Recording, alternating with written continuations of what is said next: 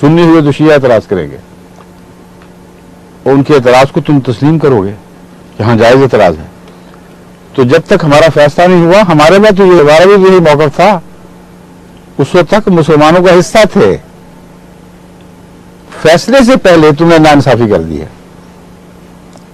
فیصلہ ان کے پاس لوٹایا جن کا جو ہمارے متعلق مولویوں والا عقیدہ پہلے سے رکھتے تھے، اور جب وہ بھی ماننے والے ہو گئے تو ان پر ایسا دباؤ ڈالا گیا کہ ایک ہمارے MNA صاحب زمانے کے، انہوں نے مجھے یہاں تک کہا کہ میرا بہت زیادہ رجحان ہو گیا تھا، میں سوچ رہا تھا کہ میں اٹھ کر کہہ دوں گا کہ جو مرضی فیصلہ کرو، ہے یہ سچے مسلمان. تو مجھے پیغام ملا کہ اگر تم نے اس بات کی جرت کی تو باہر ایسے ہم مولوی اکٹھے کر سکتے ہیں جو تمہاری تکہ بوٹی کر دیں گے. اس نے کہا مجھے آپ کچا مسلمان سمجھنے، کم ایمان والا، میں تو ڈر گیا ہوں، مجھ میں طاقت نہیں. تو فیصلے سے پہلے تم ایک ناجائز فیصلہ کر بیٹھے تھے.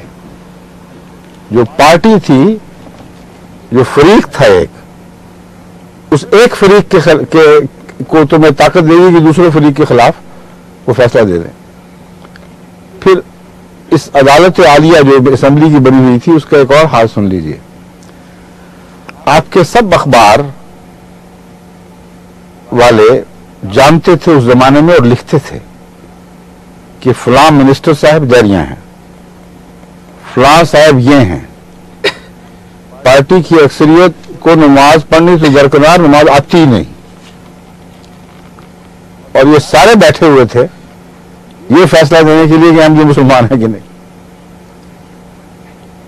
ان میں لازماً دہریے شامل تھے، اور اگر کوئی کسر رہ گئی تھی تو اس کسر کو ضیاء الحق صاحب نے اپنے زمانے میں پورا کر کے عملاً اس بات کے خلاف گواہی دے دی جس بات کی تائید میں انہوں نے مزید اقدام کیے تھے.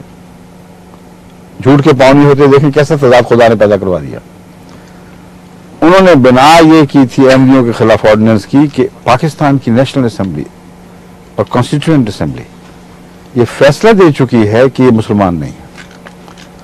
اس لیے اس فیصلے کا ایک منطقی نتیجہ یہ نکلتا ہے، یہ ان کی منطق تھی کہ ہم انہیں مجبور کریں کہ تم وہ نہ اپنے آپ کو سمجھو جو تم سمجھتے ہو، تم اپنے آپ کو وہ سمجھو جو ہم سمجھتے ہیں. یہ تھی منطق.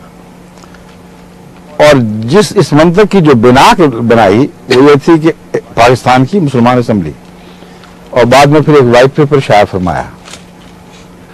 اس وائٹ پیپر کو آپ پڑھ لیں تو حیران رہ جائیں گے کہ کس اسمبلی کے فیصلے پر بنا کر کے انہوں نے یہ آمرانہ فیصلہ کیا تھا. وائٹ پیپر نام بنام تفصیل کے ساتھ لکھتا ہے اس اسمبلی کے فلاں صاحب دیریا، فلاں صاحب شرابی کبابی، سارے کے سارے رشوت خور، سارے کے سارے جھوٹے، اور فلاں کار اور فلاں کار اور فلاں کار. ان کے کار بھی گنوا دیے تھے. خود مہر تصدیق ثبت کر دی ضیاء صاحب اور ان کی حکومت نے کہ جس اسمبلی نے احمدیوں کو غیر مسلم قرار دیا تھا ان میں کوئی مسلمان والی بات نہیں تھی. اور جہاں تک مجھے یاد پڑتا ہے اس قسم کا فکرہ بھی موجود تھا. یہ مسلمان کہلانے والے لوگ تھے، ان میں کوئی اسلام کی بات نہیں تھی. اپنے قلم سے جو لکھا اس پر اس فیصلے سے تغلید کر دی، خط نسخ پھیر دیا کہ میں نے جو فیصلہ کیا تھا جھوٹ بولا ہے، اپنی مرضی کی بات کی ہے. جہاں تک اسمبلی کے فیصلے کا تعلق ہے وہ مجازی نہیں تھی، اس کی یہ صلاحیت ہی نہیں تھی کہ یہ فیصلے دے سکتی. اب بتائیے کس عدالت عالیہ، کن بڑی سطح کے لوگوں نے ہمارے اوپر ظلم کیا ہے جن کے پاس جا کر ہم اپیلیں کریں. یہ سارے وہ لوگ ہیں جو ان فیصلوں میں شریک تھے. بس اگر فیصلہ کرنے والوں کا اپنا یہ حال تھا تو ہمارے بارے میں وہ کیا کہہ سکتے ہیں اور کیا سوچ سکتے ہیں. اس کے علاوہ اور مثال ایک میں آپ کو دیتا ہوں. ایک اور بات بتانا چاہتا ہوں کہ اختلاف ہے ختم نبوت کی تشریح میں. جماعت احمدیہ نے یہ موقف بھی پیش کیا تھا کہ دیکھو تم کہتے ہو کہ تمہاری تشریح ایسی ہے کہ جو 100% اجماع امت کی روح سے تمہیں دائرہ اسلام سے خارج قرار دیے جانے کا اہل قرار دیتی ہے۔ تشریح کیا ہے وہ سن لیجئے۔ تشریح یہ ہے کہ حضرت اقدس محمد مصطفیٰ صلی اللہ علیہ وسلم خاتم النبیین ہیں اور قرآن خاتم الکتب ہے، ان معنوں میں کہ قرآن کا ایک شوشہ بھی کبھی منسوخ نہیں ہو سکتا اور کامل کتاب ہے، اور حضرت محمد رسول اللہ صلی اللہ علیہ وسلم ان معنوں میں خاتم کہ آپ کا ہر حکم قیامت تک واجب التعمیل ہے۔ مجال نہیں کسی کی کہ اپنا ایمان بچاتے ہوئے آپ کے حکم کسی سرکوبی کر سکے، کے خلاف بات کر سکے، لفظ اٹھانا، حرکت کر سکے یا تسلیم کرنے سے انکار کر دے۔ تو جو بھی سرکش پیدا ہوگا محمد رسول اللہ کے ایک حکم کی جو سرکشی کرتا ہو، کمزوری سے عمل چھوٹنا اور بات ہے، یہ کہہ کر کہ ان کو حق کوئی نہیں ہے، ان کا یہ فرمان وقت کے لحاظ سے پیچھے رہ گیا ہے، اب یہ فرمان نہیں چلے گا۔ جو یہ عقیدہ رکھتا ہے جماعت احمدیہ کے نزدیک، وہ محمد رسول اللہ کی امت سے نکل جاتا ہے، یہ ہمیں تسلیم ہے، یہی ہمارا جرم ہے۔ لیکن اس کے باوجود ہم یہ کہتے تھے کہ اس شخص کا جہاں تک حق ہے اپنے آپ کو امت محمدیہ کی طرف منسوب کرنے کا، اس کو ہم نہ چھین سکتے ہیں نہ تم چھین سکتے ہو۔ قرآن کریم سے اس کی تائید پیش کرتے رہے، اور یہ لکھی ہماری طرف سے موجود ہے کہ قرآن کریم فرماتا ہے ایسے لوگوں کے متعلق جن کے متعلق حضرت محمد رسول اللہ صلی اللہ علیہ وسلم کو خود خبر دے رہا ہے کہ لما يدخل الایمان فی قلوبہم، یہ ایسے لوگ ہیں جن کے دلوں میں ایمان داخل ہی نہیں ہوا، جھانکا بھی نہیں ایمان نے، ان کو بھی مسلمان کہلانے کے حق سے تم نہیں روک سکتے۔ محمد رسول اللہ اور کسی کی بات نہیں ہو رہی، اللہ فرما رہا ہے محمد رسول اللہ کو کہ ان کو یہ نہ کہو کہ تم مسلمان نہیں ہو، ان کو کہو اپنے آپ کو قولوا اسلمنا، تم کہہ دیا کرو ہم مسلمان ہیں، لیکن مومن نہ کہو، کیونکہ خدا نے خبر دے دی ہے کہ تم مومن نہیں ہو، لیکن امت مسلمہ کا جز کہلانا چاہتے ہو تو تمہیں اجازت ہے۔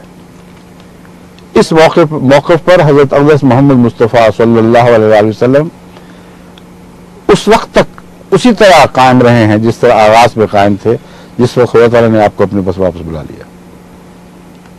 ایک ادنا سے بھی انحراف اس بات سے آپ نے نہیں فرمایا۔ جس نے کہا میں مسلمان ہوں، آپ نے فرمایا ٹھیک ہے تم مسلمان ہو، منافق ہو، اگر خدا نے خبر دے دی تو کہہ دیا تم منافق ہو، لیکن مسلمان کہلانے کے حق سے نہیں روکا۔ ہم نے اسمبلی کو سمجھایا کہ دیکھو کتنا عظیم الشان، کتنا وسیع حوصلہ مذہب ہے کہ ایک طرف بتا رہا ہے کہ فی الحقیقت خدا کی نظر میں تم مومن نہیں ہو، لیکن اس کے انسانی بنیادی حق پر حرف نہیں، تبر نہیں رکھتا، اور کہتا ہے ہر انسان کا بنیادی حق ہے جس کو جو چاہے جس مذہب کی طرف منسوب ہو۔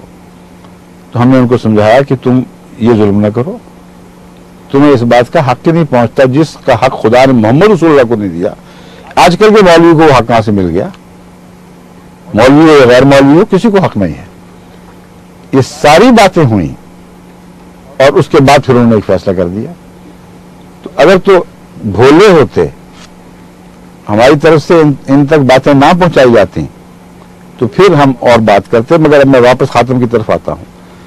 خاتم والی بات میں ہم نے ان سے کہا کہ دیکھو ہمارا عقیدہ یہ ہے کہ حضرت محمد رسول اللہ صلی اللہ علیہ وسلم کے بعد کوئی آزاد نبی پیدا نہیں ہو سکتا، شریعت محمدیہ کو کوئی منسوخ کرنا تو درکنار، اس کا ایک نقطہ بھی منسوخ نہیں کر سکتا۔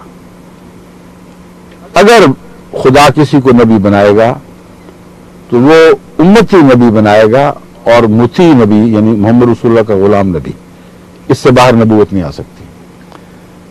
ہم نے کہا کہ یہ اگر ہم ثابت کر دیں تم پر کہ بین ہی یہی تعریف خاتمیت کی ہم سے پہلے بڑے بڑے بزرگ علماء کر چکے ہیں، تو اگر تم انصاف اور تقوی میں قائم ہو تو ان کے خلاف پہلے کفر کا فتوی جاری کرو، کہو کہ حضرت محی الدین ابن عربی جب یہ بات لکھ چکے تو کافر ہو گئے، دائرہ اسلام سے نکل گئے۔ مولا علی قاری نے جب یہ بات لکھی تو کافر ہو گئے اور دائرہ اسلام سے نکل گئے۔ ان کا ایک ایک نام گنوا کر ہم نے حوالے دیے، ان سب کو